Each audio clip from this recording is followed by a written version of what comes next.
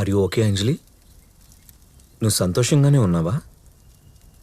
ఒక అమ్మాయి ఎప్పుడు సంతోషంగా ఉంటుందో నీకు తెలుసా?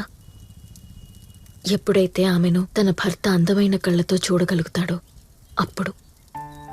అప్పుడప్పుడు వంటల్లో హెల్త్ బాగోలేదంటే చిన్న కేర్, 10 మందిలో ఉన్నప్పుడు ఇచ్చే రెస్పెక్ట్, నచ్చింది వండినప్పుడు చెప్పే థ్యాంక్స్, చిన్న నవ్వు, చిన్న గిఫ్ట్, నువ్వు అందంగా ఉన్నావన్న మాటలు, సడన్గా దాన్ని హగ్ చేసుకున్నప్పుడు, అనుకోకుండా ముద్దు పెట్టుకున్నప్పుడు. It is true. I'm in love with you. నిజం అంజలి, నేను నీతో నిజమైన ప్రేమలో ఉన్నాను.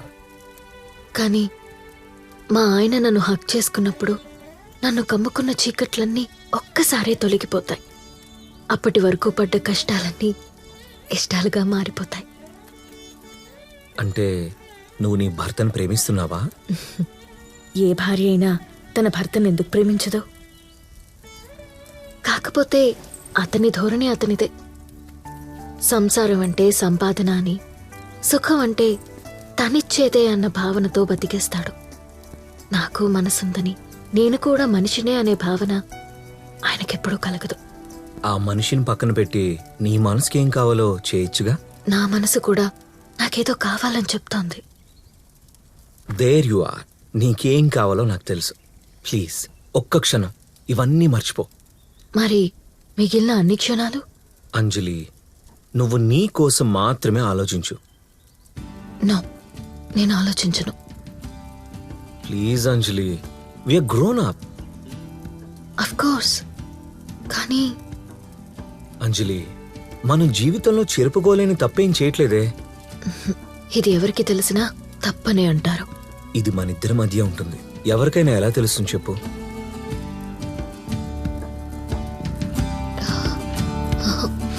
నాకిదొద్దు.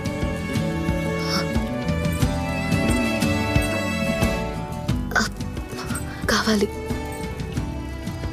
I love you, but I don't want it from you. I don't want to love you. Anjali please, ఈ కన్ఫ్యూజన్స్ అన్ని పక్కన పెట్టు. ఇవన్నీ వదిలేసి నాతో వచ్చే. మనిద్దరం ఎక్కడికైనా దూరంగా వెళ్ళిపోదాం. లైఫ్ లాంగ్ నేను నిన్ను చాలా బాగా చూసుకుంటాను. ప్లీజ్ నా మాట విను అంజలి, ప్లీజ్.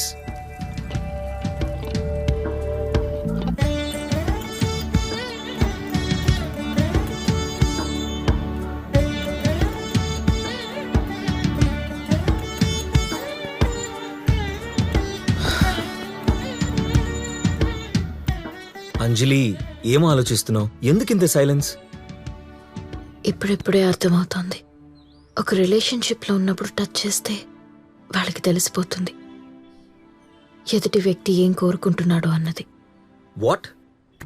భార్య మనసుకు గాని, భార్య బాధలకు గాని మొగుడెప్పుడూ విలువివ్వడు.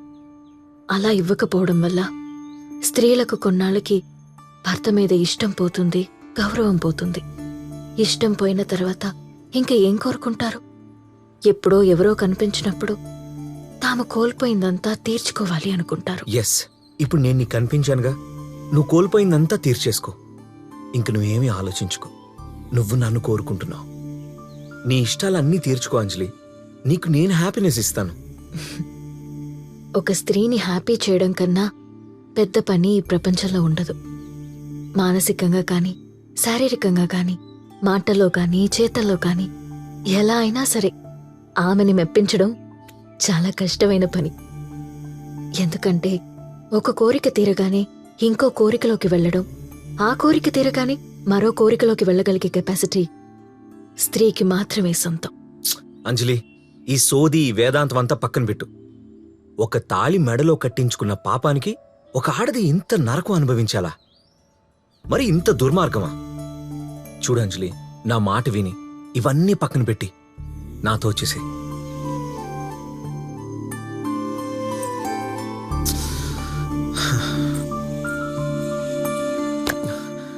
ఎన్నిసార్లు చెప్పినా అర్థం చేసుకోవేంటి?